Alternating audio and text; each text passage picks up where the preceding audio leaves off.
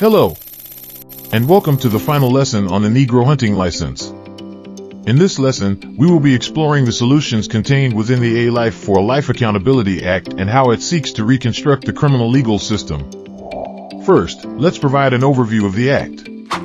The A Life for a Life Accountability Act is a proposed bill that aims to address the issue of police brutality and excessive use of force. The Act proposes several provisions to achieve this goal. One of the key provisions is Section 2001, which repeals Graham versus Connor. In place of Graham versus Connor, a new standard for excessive force claims by individuals against law enforcement officers shall be established.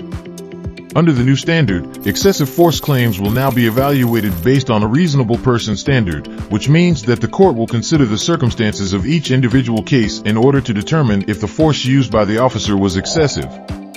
This means that the court will consider the facts and circumstances of each case, including the severity of the crime, whether the suspect posed an immediate threat to the officer or others, and the level of resistance offered by the suspect, in order to determine if the force used by the officer was reasonable or excessive. This change in the standard for evaluating excessive force claims is meant to provide a more comprehensive and nuanced approach to determining the constitutionality of an officer's use of force, rather than simply relying on a general rule.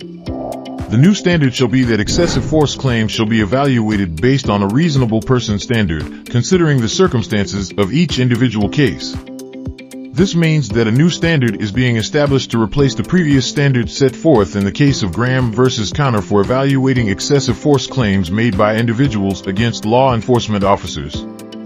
The previous standard, established in the case of Graham versus Connor, determined the constitutionality of an officer's use of force based on an objective reasonableness test, which looked at the officer's actions from the perspective of a reasonable officer on the scene. Another key provision is Section 201, which creates an independent entity to oversee the criminal legal system.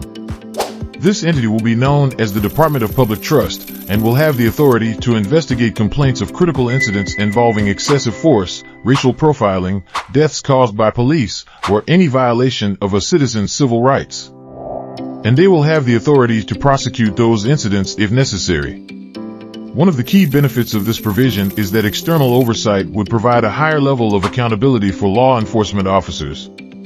In conclusion, the A Life for a Life Accountability Act proposes solutions to the problem of police brutality and the failure of the criminal legal system to hold law enforcement officers accountable.